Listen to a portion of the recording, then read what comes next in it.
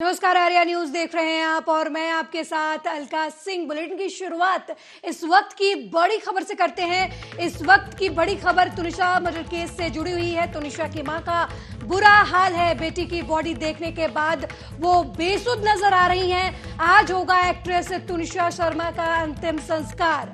आखिरी विदाई या यूं कहें आखिरी अलविदा कहने पहुंचेंगे करीबी। शुजान को वाली पुलिस स्टेशन लाया गया है। TV actress Tunisha Sharma suicide case को लेकर इस वक्त पूरे देश में जबरदस्त हलचल मची हुई है। एक्ट्रेस के परिवार वालों का आरोप है कि तुनिशा को शुजान परेशान कर रहा था, जिसके कारण उन्हें ऐसा कदम उठाना पड़ा। एक्ट्रेस ने खुदकुशी की क्योंकि इसके बारे में जांच पड़ताल जारी है। तुनिशा डेथ मिस्ट्री में एक के बाद एक कई बड़े खुलासे हो रहे हैं। अब इस मिस्ट्री में सीक्रेट गर्लफ्रेंड की एंट्री हो चुकी है। तुनिशा की मां ने दावा किया है कि शुजान का पहले से किसी लड़की के साथ रिलेशनशिप था। शुजान की बहनों के बाद अब पुलिस ने शुजान के बारे में नया खुलासा किया है। तो बड़ी खबर आपको बता रहे हैं कि शुजान और तुनिशा मामले में अब एक नई लड़की की एंट्री सामने आ रही है। तुनिशा की बॉडी को देखकर उनकी मां का बुरा हाल है, वो बेहद बेचैन है। आपको बता दें कि बेटी की बॉडी देखने के बाद तुनिशा की मां बेसुध हो गई हैं। आज तुनिशा का अंतिम संस्कार होना है।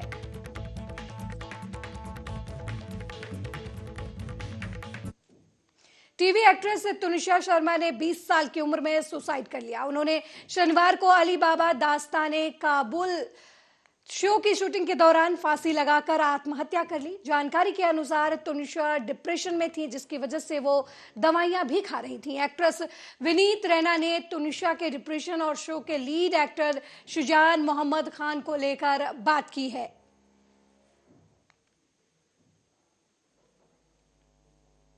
Speak to everybody so respectfully. इधर से उधर कूदती रहेगी, भागती रहेगी, so full of energy she was.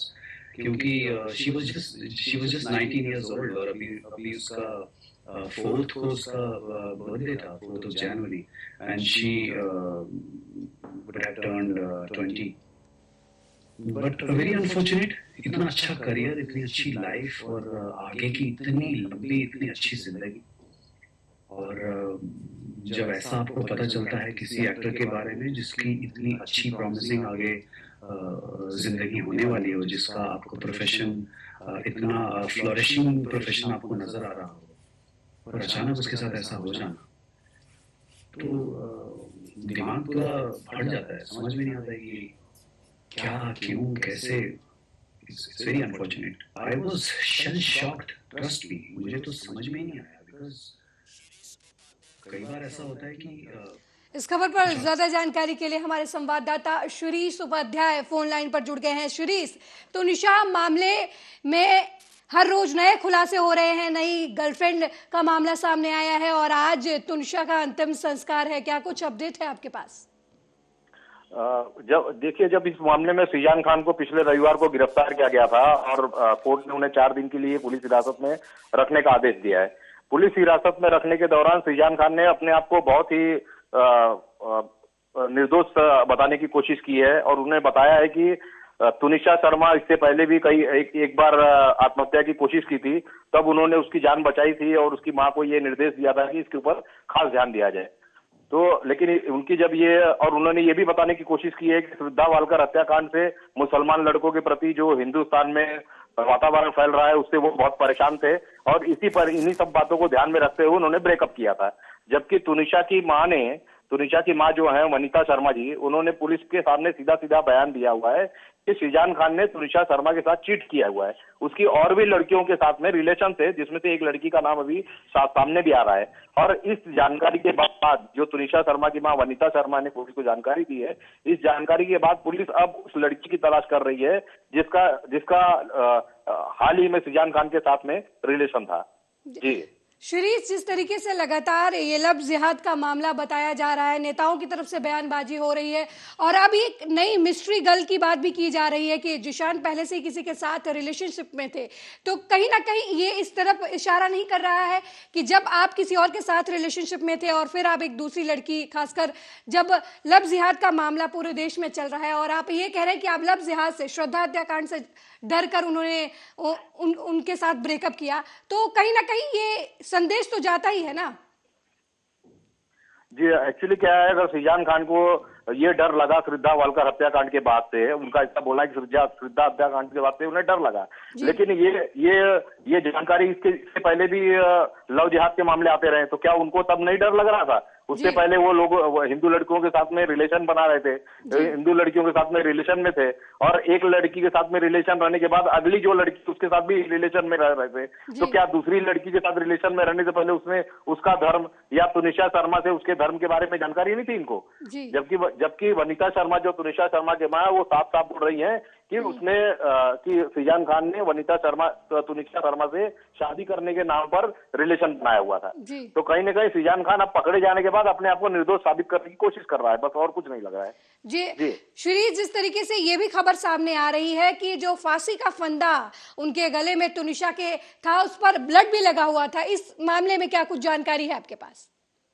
अभी तक जो रिपोर्ट आई हुई है पोस्टमार्टम की रिपोर्ट से तो इतना ही समझ में आया है कि तुनिशा शर्मा ने आत्महत्या की थी, इसलिए इसका और कोई एंगल तो निकाला नहीं जा सकता है, अभी फिलहाल नहीं निकालना चाहिए जब तक पुलिस की तरफ से कोई क्लेरिफिकेशन नहीं आता इस मामले पर।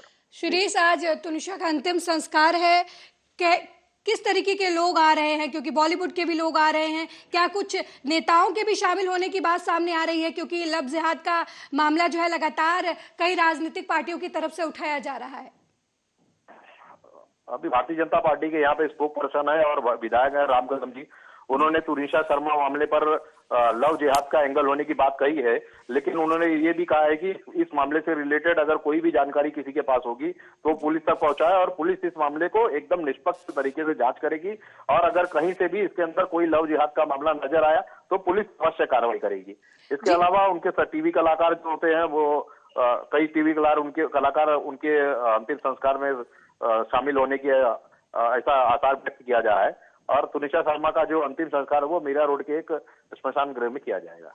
जी बहुत बहुत धन्यवाद सुरेश इस मामले में जानकारी देने के लिए। तो तुनिशा सुसाइड मामला जो है वो तूल पकड़ता जा रहा है, कभी लव जिहाद का एंगल सामने आ रहा है, तो कभी प्रेम प्रसंग की बात, डिप्रेशन की बात सामने आ रही है, लेकिन आज तुनिशा की बॉडी देखकर उनकी मां बेहद विचलित हैं। जाहिर सी बात है कि जब जिस बच्ची को बड़ा किया है और वो उसकी जो मृत शरीर है वो आपके सामने हो, तो माँ बाप पर क्या गुजरती है ये हम आप हर कोई बेहतर तरीके से समझता है। देखते हैं कि इस मामले में क्या कुछ निकल कर आने वाले वक्त में सामने आता है।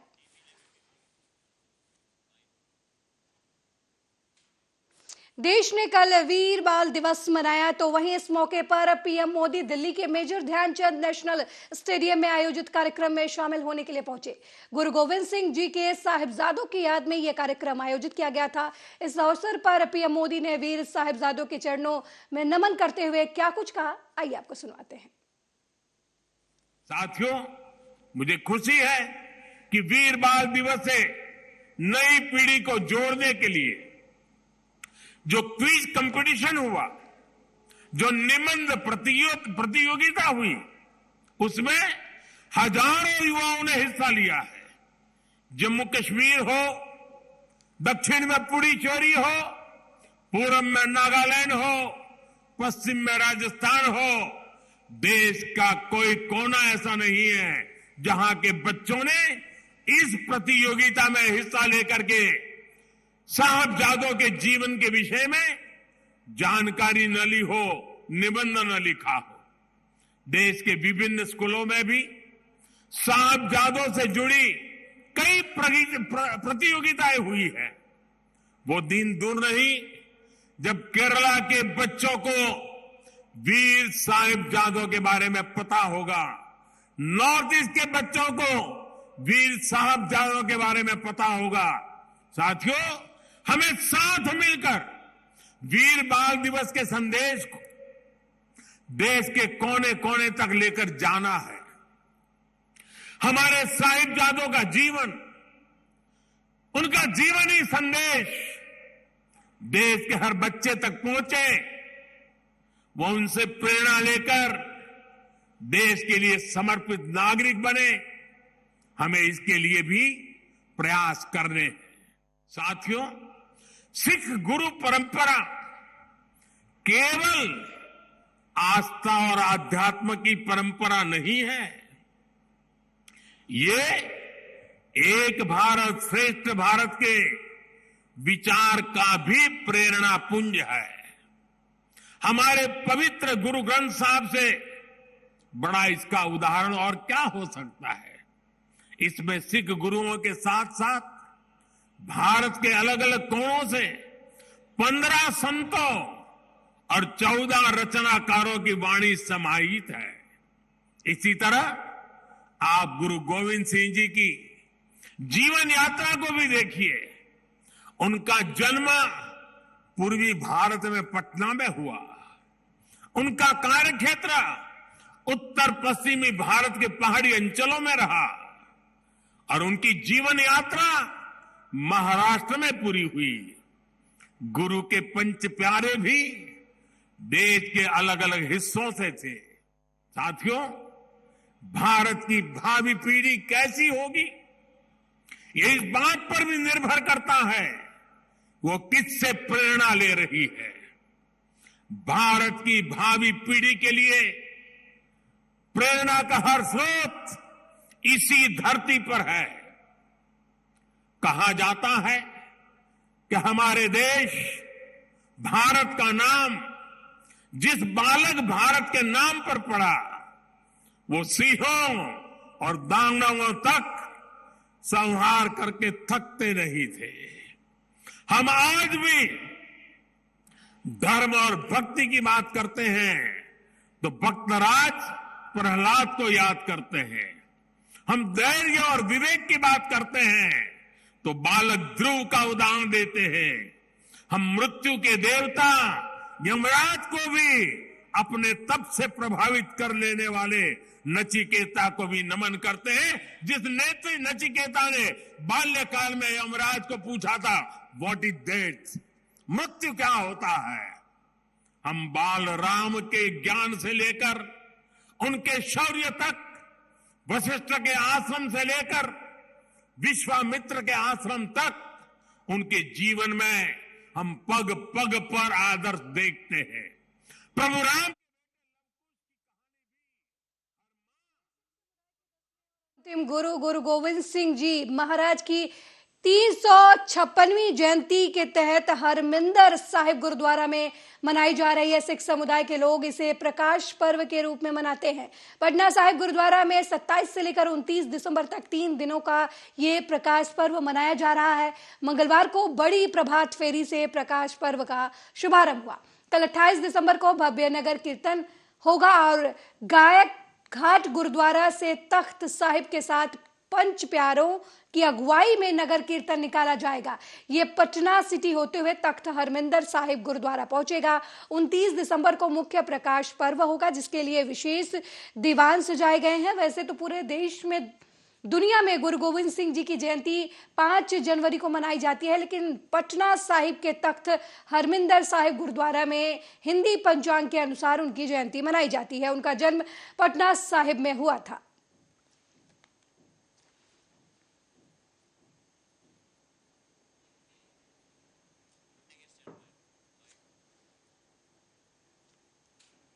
अगली खबर रायबरेली से है, जहां कागज के चंद रुपयों के लिए खाकी बनी दुश्मन ड्यूटी से घर जा रहे सिपाही पर साथी सिपाहियों ने जानलेवा हमला कर दिया। हमले में घायल सिपाही को जिला अस्पताल में भर्ती कराया गया है। वहीं घायल सिपाही मुकेश दुबे ने बताया कि मेरी ड्यूटी भंडारे में लगी हुई है और जिन लोगों ने हमला किया वो जेल के अंदर कैंटीन चलाते हैं। फिर पिछले 1 महीने से कैंटीन चलाने वाले जेल के सिपाही बराबर दबाव बना रहे थे कि कैदियों को मिलने वाले खाने में गड़बड़ी करो ताकि जेल में बंदी खाना कैंटीन से ले, लेकिन मैंने ईमानदारी से बंदियों को मिलने वाले खाने की गुणवत्ता से कोई समझौता नहीं किया।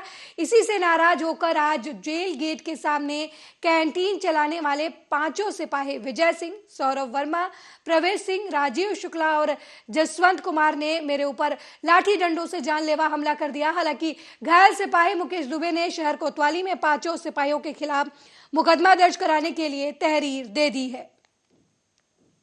डॉक्टर साहब क्या परिचय है? Doctor Anurag Shukla, EMO district hospital Raebareli. Doctor साहब एक जेल के सिपाही आए हैं जिसके साथ मारपीट हुई, तो क्या है पूरा मामला? ये मनोज मुकेश दुबे नाम के हैं जिनकी उम्र लगभग 32 वर्ष है, जिनको यहाँ पे अभी लाया गया है, जिनका यहाँ पे हमारे पति जेल में सिपाही हैं, भंडारे में ड्यूटी करते हैं। इसी को लेके 5 लोगों ने विजय सिंह, सौरभ वर्मा और ये प्रवेश सिंह, ये 3 लोग लाठी डंडे से मारे और 2 लोग पकड़े थे, राजीव शुक्ला, जसवंत।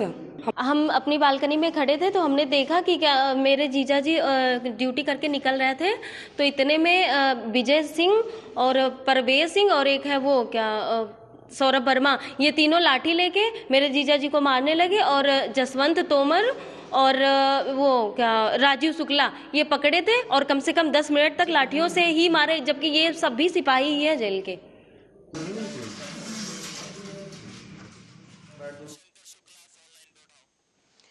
वहीं इस खबर पर ज्यादा जानकारी के लिए ओम शंकर शुक्ला संवाददाता फोन लाइन पर जुड़ गए हैं। ओम शंकर, मनोज दुबे नाम के सिपाही की उन्हीं के डिपार्टमेंट के लोगों ने पिटाई की है, क्या कुछ अपडेट है आपके पास? जी हाँ, अगर बात करी जाए तो रायबरेली में अवैध वसूली का खेल लगातार जारी है कई महीनों से, और इसको लेकर जो है कैंटीन और भंडारे के जो सिपाही है उनमें लगातार जो है वो तनाव की स्थिति बनी रहती थी। लेकिन हद तो तब हो गई कि जब कैंटीन के सिपाही वो भंडारे में तैनात सिपाहियों पर खराब खाने बंदियों को देने का आरोप मतलब दबाव बनाने लगे, उसके बाद जो है इन्होंने अपनी गुणवत्ता से समझौता नहीं किया। इससे उनकी कैंटीन बंद होने की स्थिति में आ गई और इसी से नाराज होकर जो है वो 5 सिपाहियों ने इसके ऊपर हमला बोल दिया। ओम शंकर, क्या कुछ मामला है? और जिस तरीके से बात सामने आ रही है खबर में कि सिपाही ने, पीड़ित सिपाही ने तहरीर दी है, तो तहरीर के बाद क्या कुछ कार्रवाई की गई है इस मामले में? नहीं, अभी तहरीर दी गई है, मुकदमा पंजीकृत नहीं किया गया है और मामले के जो उच्च अधिकारी है, जेल अधीक्षक हो चाहे जेलर हो, मामले को दबाने का लगातार प्रयास कर रहे हैं, सुलह समझौते का दबाव बना रहे हैं। लेकिन जो है वो पीड़ित जो घायल सिपाही है उसकी पत्नी और वो घायल सिपाही कतई मानने को तैयार नहीं, वो कानूनी कार्रवाई चाहते हैं। ओम शंकर, किसी अधिकारी से आपकी इस मामले में बातचीत हुई है? हाँ, अधिकारी से बात की हुई, अधिकारी का फोन खुद हमारे पास आया था, उन्होंने दबाव बनाया है कि देख लीजिए, खबर न चलाइए, लेकिन जो है ऐसा नहीं हो पाया है। अब अधिकारियों के हाथ पांव फूल रहे हैं क्योंकि जेल अधीक्षक के जो खास सिपाही हैं वो जो है जेल के अंदर कैंटीन का संचालन करते हैं और बंदियों से एक मोटी रकम वसूली जाती है। जी, धन्यवाद ओम शंकर इस खबर पर जानकारी देने के लिए। तो खबर सामने आई कि अधिकारी भी इस मामले में दबाव बना रहे हैं, वो चाहते हैं कि ये मामला ज्यादा तूल ना पकड़े, लेकिन अब देखने वाली बात होगी कि सिपाही मनोज दुबे को इस मामले में न्याय मिलता है या नहीं।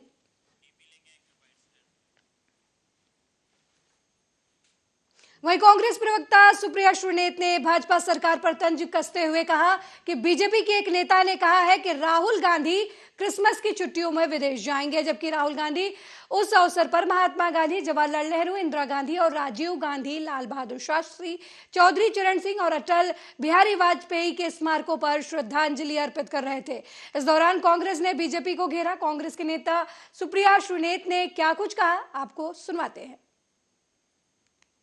मेरा तो अपना मानना है कि इस यात्रा में मोदी जी को स्वयं आना चाहिए। आएंगे, चलेंगे, जज्बा और मोहब्बत देखेंगे लोगों की, तो अंदर की नफरत भी खत्म होगी और इस देश को थोड़ा समझेंगे भी। देखिए, आपने अभी तक देखा होगा कि तमामों वो लोग दलगत राजनीति से ऊपर उठकर भारत जोड़ो यात्रा के साथ जुड़ रहे हैं।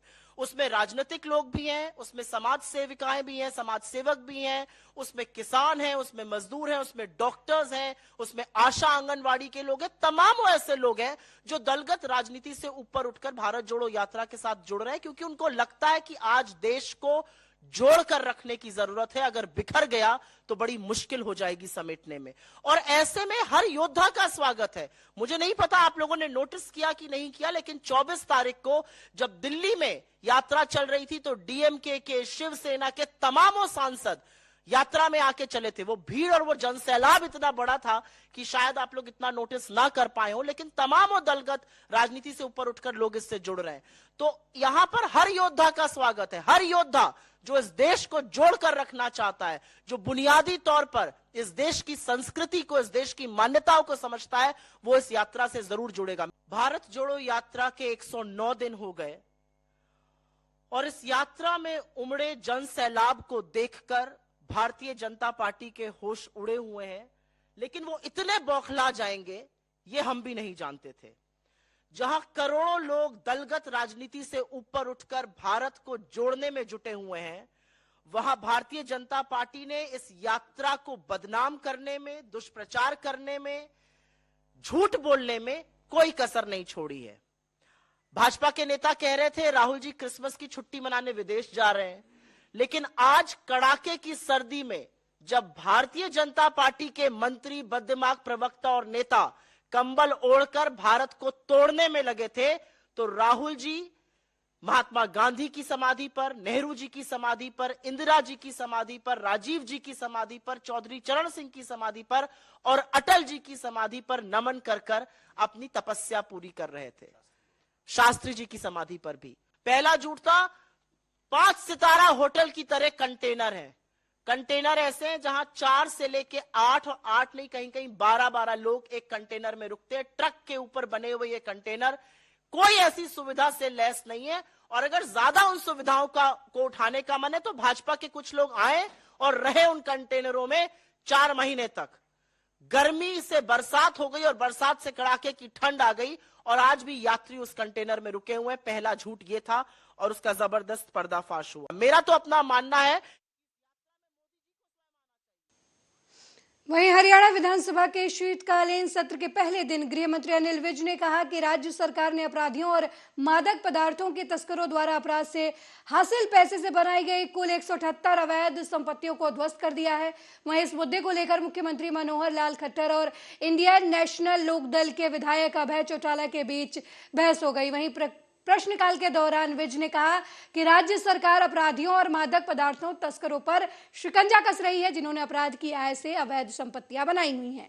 कुल 178 अवैध संपत्तियों को बुलडोजर से गिराया गया है, जिसमें से 72 संपत्तियां नशीले पदार्थ की तस्करी से अर्जित की गई थी और कहा कि राज्य सरकार की कार्रवाई के कारण अपराधी राज्य से भाग रहे हैं।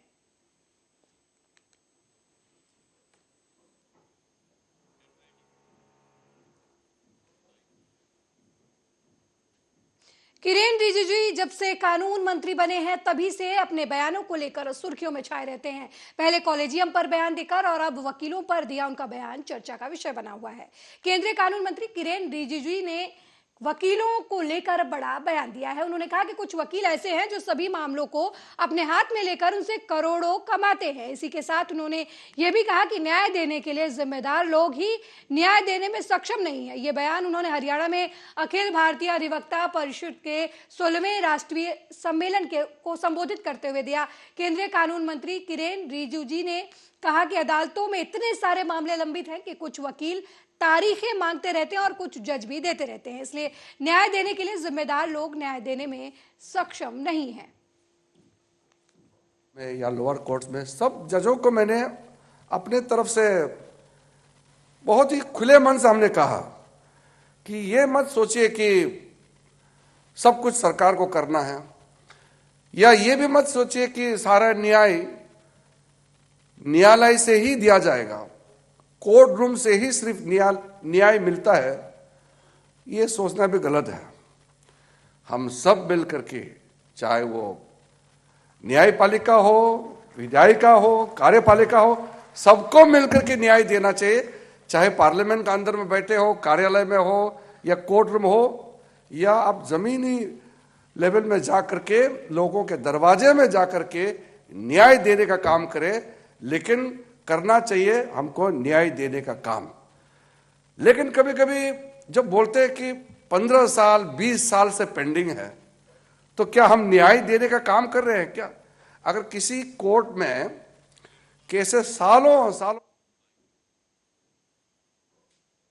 वहीं कांग्रेस अध्यक्ष मल्लिकार्जुन खड़गे और उनके बेटे विधायक प्रियांक खड़गे के खिलाफ जमीन हड़पने के मामले में शिकायत दर्ज कराई गई है। भाजपा नेता मणिकांत राठौर द्वारा दायर इस शिकायत में आरोप लगाया गया है कि अंबेडकर स्मारक समिति को मैरिज हॉल बनाने के लिए दी गई 36,000 वर्ग फुट जमीन का दुरुपयोग किया जा रहा है। शिकायत में आरोप लगाया गया है कि कालबुर्गी जिला प्रशासन ने सार्वजनिक उपयोग के लिए 1981 में जमीन दी थी, लेकिन पिछले कुछ सालों से मैरिज हॉल को सार्वजनिक उपयोग के लिए नहीं दिया गया है। इसके बजाय पीपल्स एजुकेशन सोसाइटी का कार्यालय वहां आ गया है।